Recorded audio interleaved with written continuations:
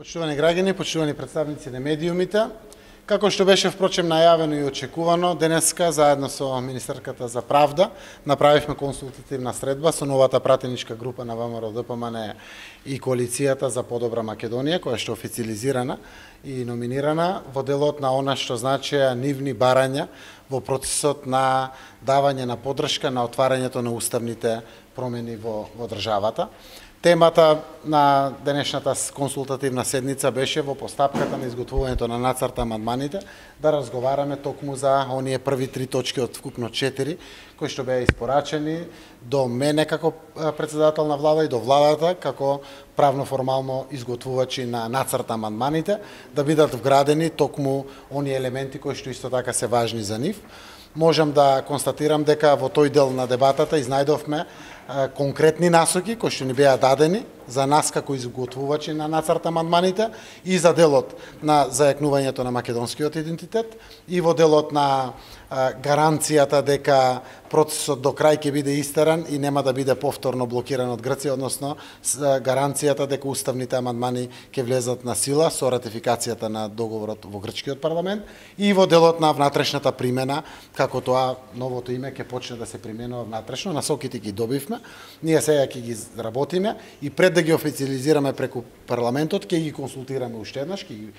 предочиме на новата пратеничка група за да може да дадат потврда и очекуваме дека до крајот на работната недела и ќе ги формализираме до самиот парламент. Втората точка беше на седницата денеска која што имавме, на ова консултативна средба беше токму четвртата точка од барањето, а тоа е создавањето на координативното тело во парламентот, кое што треба да зборува за помирувањето, кое што треба да се случи во Република Македонија. Овде дадовме насоки, знаете дека јас тоа јавно го прифатив, вечерта кога се гласаше во парламентот, но истовремено денеска ги разработивме сите детали, така да останува она кое што представува димензионирање на следни чекори за формирање на таквото координативно тело, кое што треба да биде водено од председателот на собранието, секако доколку тој тоа го прифати, да има тројца членови во самото национално координативно тело од новата пратеничка група на ВМРО ДПМН и коалиционите партнери за подобра Македонија и да бидат во него репрезент координаторите на сите пратенички групи исто така, каде што со формирањето и конституирањето на тоа координативно тело ќе биде разработена целата методологија, аспекти,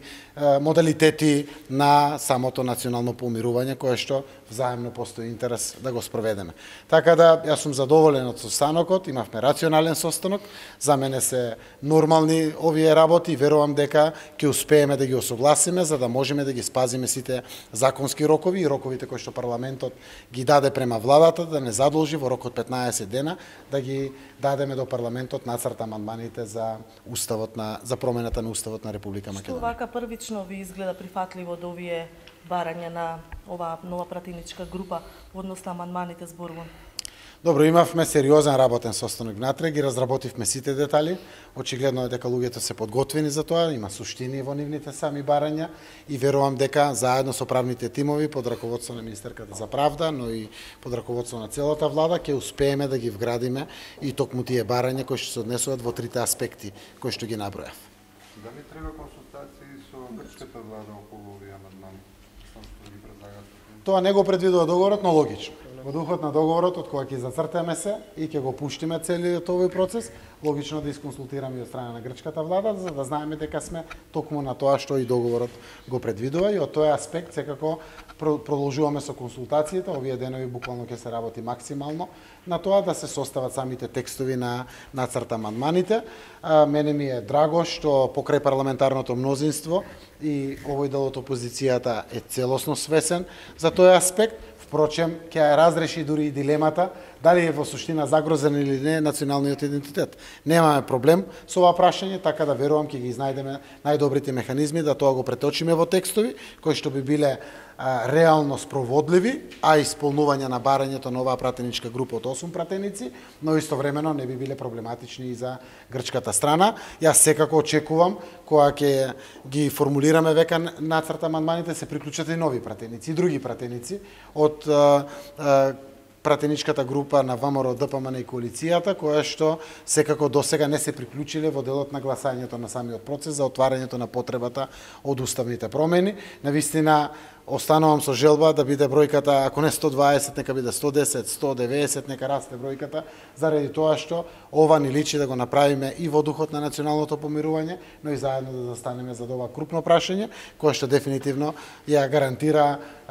перспективата на Македонија, а тоа е посебно членството во НАТО и во Европската унија. Дали би правеле тело за помирување без ВМРО да помане?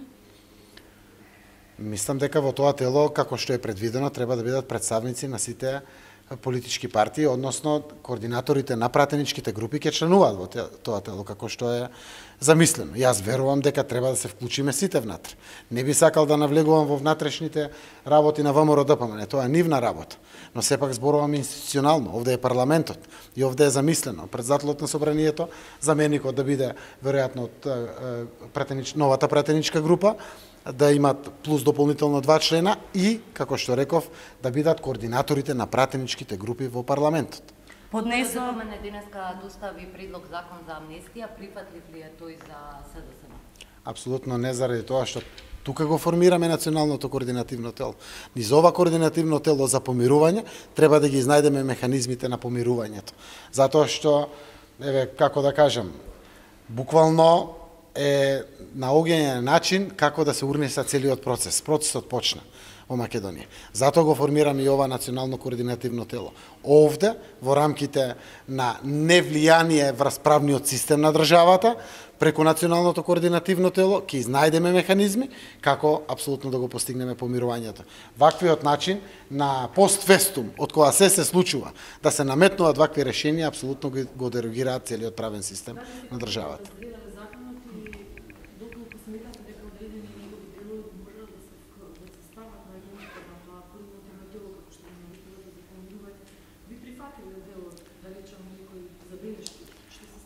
Уште еднаш напоменувам дека тоа тело ќе биде составено од парламентот, секако тук ќе бидат и представници на Социјалдемократскиот сојуз, токму координаторот на ВМРО ДПМН може сите овие аспекти кои што мислим дека низ ова тело може да бидат предочени, би биле добре дојдени, нека бидат предочени токму онака како што тоа е замислено преку координативното тело за помирување.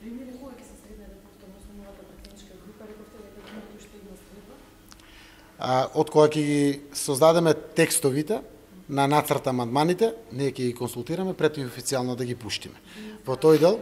до крајот на неделата, ние до петок треба владата да ја донесе одлуката за да можеме да ги формализираме. Значи, секој ден, секој час за нас е важен да работиме на ова, кое што значи консолидација внатре на редовите во Република Македонија, од секој аспект зборувам, заедно и со сите други пратеници, секако и од парламентарното мнозинство, не смееме него да го заборавиме тоа парламентарно мнозинство, кое што е создадено од многу политички партии, дури таму во делот на 72-та пратеници има 2 политички партии кои што се опозиција, а тоа е